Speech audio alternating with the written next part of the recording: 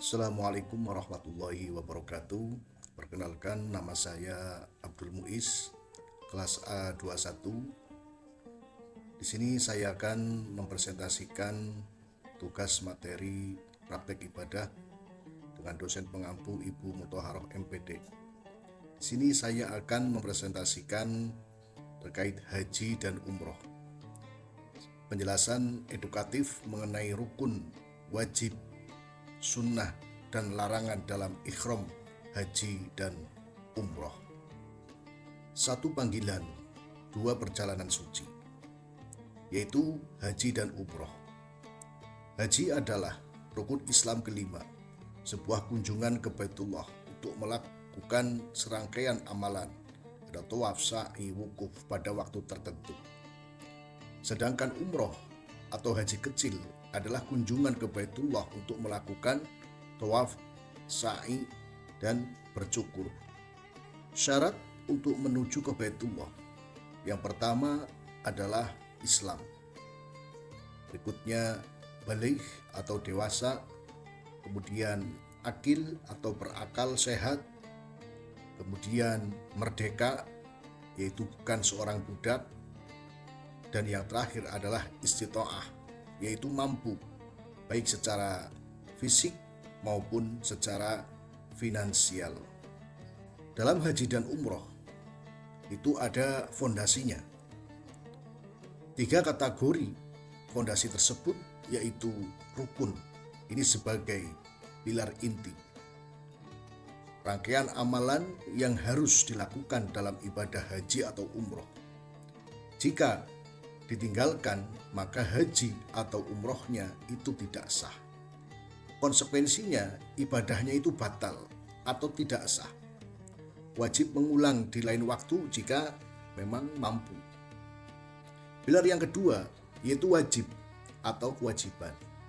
Rangkaian amalan yang harus dikerjakan. Jika tidak dikerjakan, hajinya itu tetap sah, namun harus membayar dam atau denda.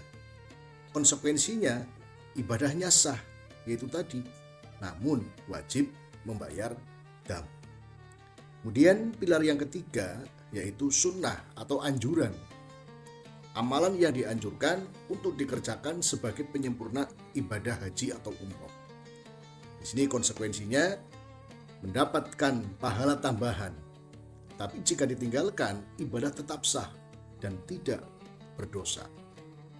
Berikutnya yaitu perbandingan rukun haji dan umroh.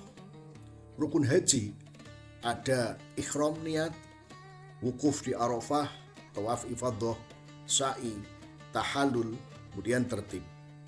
Rukun umroh ada niat, tawaf, sa'i, tahallul, dan tertib atau berurutan. Sedangkan perbedaan kunci antara haji, rukun haji, dan rukun umroh adalah bahwa haji memiliki rukun wukuf di Arafah yang merupakan puncak inti dari ibadah haji. Ibadah umroh tidak memiliki wukuf. Niatnya bagaimana? Niatnya itu nawaitul hajja wa ahramtu bihi lillahi ta'ala. Aku niat haji dengan berikhram karena Allah Ta'ala. Dari niat dengan tulus dari hati untuk melaksanakan manasik haji atau umroh, menandai dimulainya sebagai atau segala larangan dilakukan di mikot atau batas yang sudah ditentukan. Peta mikot makani itu ada Zulhulaifah, Bir Ali. Nah, ini bagi jamaah dari arah Madinah termasuk mayoritas jamaah Indonesia. Rukun yang kedua yaitu wukuf di Arafah, puncak ibadah haji. Artinya berdiam diri, hadir di kawasan padang Arafah meskipun dalam keadaan tidur atau tidak suci, haid maupun nifas. Waktu pelaksanaannya yaitu dimulai dari tergelincirnya matahari pada tanggal 9 Zulhijjah hingga terbit fajar pada 10 Zulhijjah. Tawaf dan sa'i, gerak ritual penuh makna. Kalau tawaf ifadah adalah mengelilingi Ka'bah 7 putaran, dimulai dan diakhiri di Hajar Aswad dengan Ka'bah di sebelah kiri. Dalilnya, dan hendaklah mereka melakukan tawaf sekeliling rumah yang dua itu, yaitu Baitullah. Quran Surat Al-Hajj ayat 29. Dan sa'i, yaitu apa? Berjalan atau berlari kecil antara Bukit Sofa dan Marwah sebanyak 7 kali, dimulai dari Sofa dan berakhir di Marwah.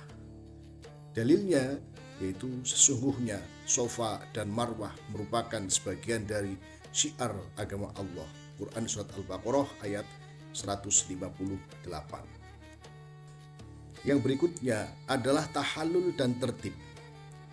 Penyempurnaan dan keteraturan. Tahallul itu adalah mencukur rambut. Ini menandai berakhirnya keadaan ihram dengan memotong atau mencukur minimal 3 helai rambut. Anjurannya bagi pria itu lebih utama atau afdol menggunduli rambut. Bagi wanita yaitu cukup memotong sebagian kecil saja. Kemudian tertib sesuai urutan. Maksudnya melaksanakan semua rukun sesuai dengan urutan yang telah ditetapkan syariat. Misalkan urutan haji ada ihram, wukuf, tawaf, sa'i, tahallul. Urutan umroh, ihram, tawaf, sa'i, tahallul. Berikutnya adalah kewajiban haji.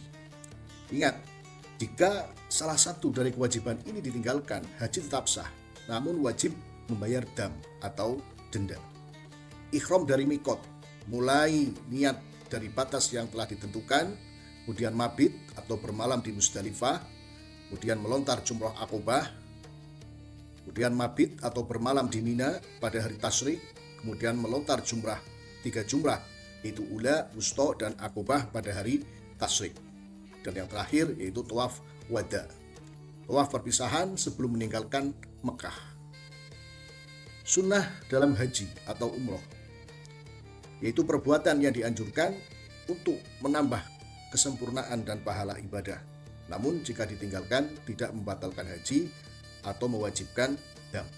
Contohnya mandi, kemudian memperbanyak bacaan talbiyah, tawaf kudum, sholat sunnah 2 rakaat setelah tawaf, ibtidak, kemudian minum air zam-zam.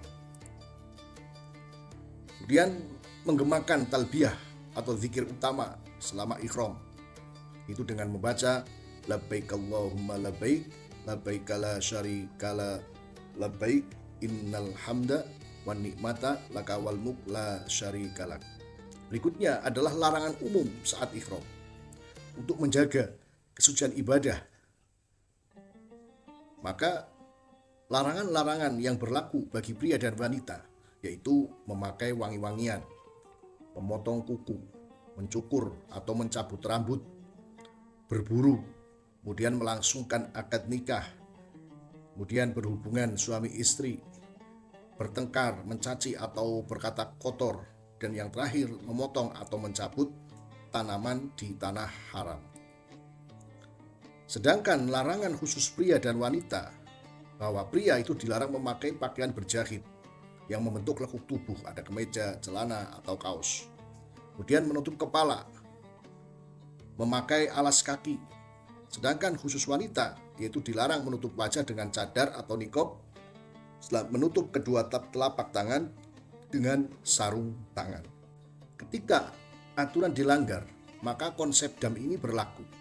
Dalam fikih, pelanggaran terhadap wajib haji atau beberapa larangan ihram tidak membatalkan haji, namun mengharuskan pembayaran denda yang disebut dengan dam. Penyebab umumnya yaitu meninggalkan salah satu wajib haji, misalkan tidak mabit di Mina, kemudian melanggar larangan ihram tertentu, misalkan mencukur rambut, memakai pakaian berjahit bagi pria, kemudian melaksanakan haji tamatu atau kiron. Ini adalah dam nusuk, bukan karena pelanggaran. Bentuk-bentuk contoh dam, misalkan menyembelih seekor kambing.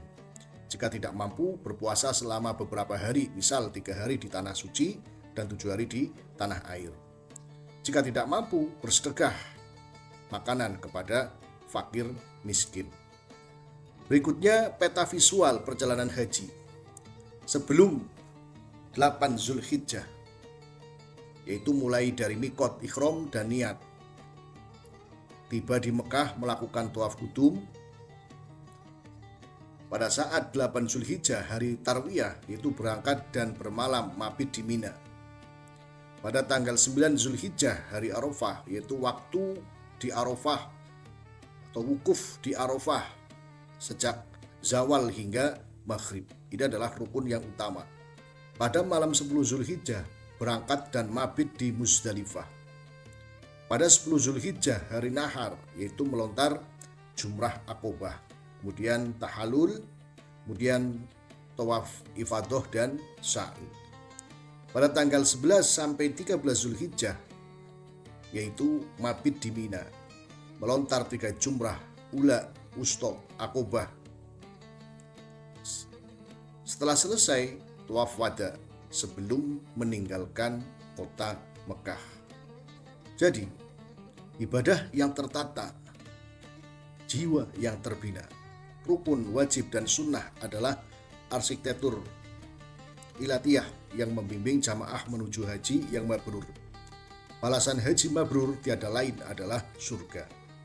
Memahami perbedaan antara ketiganya adalah kunci untuk melaksanakan ibadah dengan benar, khusyuk, dan penuh kesadaran. Larangan ihram bukanlah beban, melainkan sarana pendidikan jiwa untuk meninggalkan duniawi dan mencapai ketakwaan tertinggi. Terima kasih. Wassalamualaikum warahmatullahi wabarakatuh.